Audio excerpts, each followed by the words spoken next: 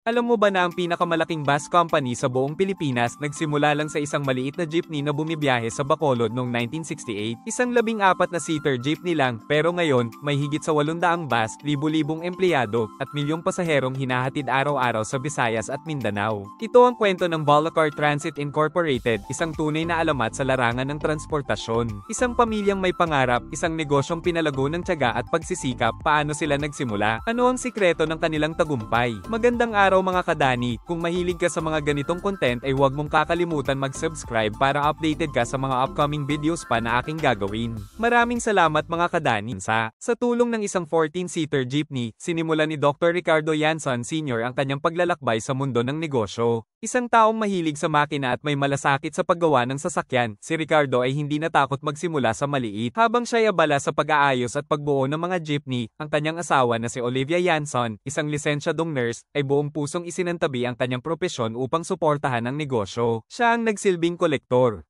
Unti-unti nilang binuo ang kanilang pangarap. Bumibili si Ricardo ng mga lumang truck mula sa Maynila, inaayos ang mga ito, at ginagawang pampasaherong sasakyan. Mula sa isang jeepney, unti-unting lumawak ang kanilang fleet kasabay ng paglago ng kanilang pananampalataya sa sipag, tiyaga, at pamilya. Pagsapit ng 1970s, pinalawak ng mag-asawang Yanson ang kanilang serbisyo. Mula sa mga jeepney at lumang truck, sinubukan nila ang mas malawak na ruta gamit ang maliit na linya ng bus na bumibiyahe sa Bacolod, Valladolid, at La Carlota, o mas kilala bilang Bulacar. Sa paglago ng operasyon, isinilang ang Bulacar Transit Incorporated. Tinawag nilang Ceres Liner ang kanilang mga bus, ipinangalan sa kapatid ni Ricardo na si Ceres. Hindi nagtagal, naging pamilyar sa libo-libong pasahero sa Visayas at Mindanao ang pangalang ito, isang simbolo ng abot-kayang biyahe at maasahang serbisyo. Hindi rin sila nag-atubiling sumubok ng bago. Isa sila sa mga kauna-unahang kumpanya sa bansa na nagpatupad ng intermodal transport, isang bus service na may kasamang ferry na nag-uugnay sa isla ng Negros at Cebu. Isang makabago at matapang na hakbang sa panahong iyon na lalong nagpatibay sa kanilang reputasyon bilang mga innovator sa industriya ng transportasyon. Habang lumilipas ang mga taon, lalo pang lumawak ang operasyon ng Bulacar Transit. Ito'y naging flagship company ng Yanson Group of Bus Companies, isang pamilyang pag-aari at pinamamahalaang grupo ng mga kumpanyang nakatuon sa transportasyon. Sa pagsusumikap at matibay na pamumuno, patuloy na lumago ang kanilang saklaw. Noong January 2010, umabot na sa 838 unit ng bus at iba pang sasakyang pangtransportasyon ang kanilang pinapatakbo, nagbibigay serbisyo sa buong Visayas at sa ilang bahagi ng Mindanao, kabilang na ang Zamboanga Peninsula. Mula sa isang 14 na seater jeepney, naging haligi sila ng modernong transportasyon sa rehiyon, isang patunay sa lakas ng pananampalataya, pagkakaisa ng pamilya, at walang sawang pagtatrabaho para sa ikabubuti ng mas nakararami.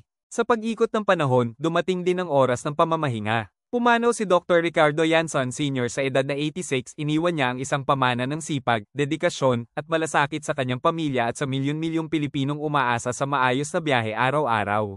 Ipinagkatiwala niya ang pagpapatuloy ng kanilang itinayong pangarap sa anak niyang si Leo Ray Yanson, sa ilalim ng patnubay at karunungan ng kanyang mahal na asawa na si Olivia Yanson. Noong 2016, patuloy ang inobasyon at pagpapalawak. Bumili ang Bulacar Transit Incorporated ng humigit kumulang 70 prangkisa mula sa D. Rough Riders Express. Mula rito, itinatag ang Sugbo Transit na isinunod sa lumang pangalan ng Cebu Sugbo. Pinamunuan ito ng Ceres Liner Cebu-based na naghangad maghatid ng mas malawak at epesyenteng serbisyo sa mga taga Cebu. Subalit tulad ng lahat ng biyahe, may mga dulo rin. Matapos ang halos isang dekada ng operasyon, itinigil ng Sugbo Transit ang serbisyo nito noong 2024, dala ng mga pagbabagong pangkalakalan at pang-ekonomiya sa rehiyon. Noong December 5, 2020, sa gitna ng mga hamon ng makabagong panahon, muling hinirang si Leo Ray Yanson bilang Chairman of the Board at President ng Bulacar Transit Incorporated sa taunang pagpupulong ng mga stockholder na ginanap sa kanilang punong tanggapan sa Barangay Mansilingan, Bacolod City. Sa pamumuno ni Leo Ray,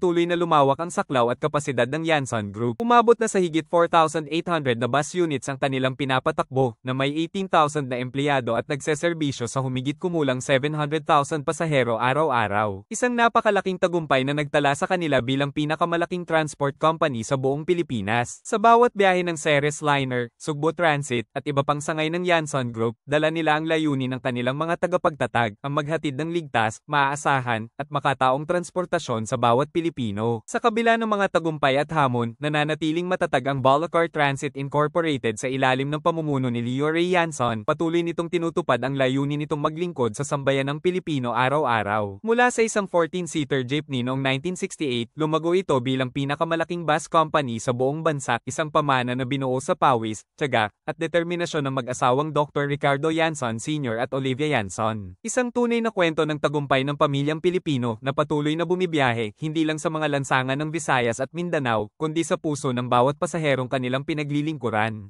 Sa paglawak ng operasyon ng Bulacar Transit Incorporated, kasabay rin ang pag-usbong ng iba't ibang bus brands, bawat isa may natatanging layunin at saklaw ng serbisyo. Ang Ceres Liner, ang kauna-unahang brand sa ilalim ng VTI, ay ipinangalan sa bunsong kapatid ni Dr. Ricardo Yanson Sr. Ito ang bumandila sa mga ordinary fare o non-air-conditioned buses na bumibiyahe sa iba't ibang panig ng Visayas at Mindanao. Kasunod nito, isinilang ang Ceres Tours, ang brand para sa mga air-conditioned buses, na layuning magbigay ng mas komportableng biyahe sa mga pasahero. Sa pakikipagtulungan naman sa lokal na pamahalaan ng Cebu City, inilunsad ang Cebu Interim Bus System, o mas kilala bilang CIBUS, isang serbisyong intercity na tumutugon sa lumalaking pangangailangan sa lungsod. Itinatag rin ng Sugbo Urban sa ilalim ng Sugbo Transit Express Incorporated upang maglingkod sa mga rutang Cebu hanggang Siquijor, isang mahalagang koneksyon sa gitnang Visayas. Hindi rin may kakaila ang kahusayan ng VTI pagdating sa paggawa ng sarili nitong mga sasakyan. Sa pamamagitan ng VTI Transport Engineering and Bus Body Assembly Plant, ang kumpanya mismo ang nagdidisenyo at bumubuo ng kanilang mga bus, hindi lamang para sa Bulacar Transit, kundi para sa buong Yanson Group of Bus Companies. Sa ilalim ng pamamahala ng VTI, ito ang puso ng inobasyon at kalidad sa likod ng kanilang serbisyo.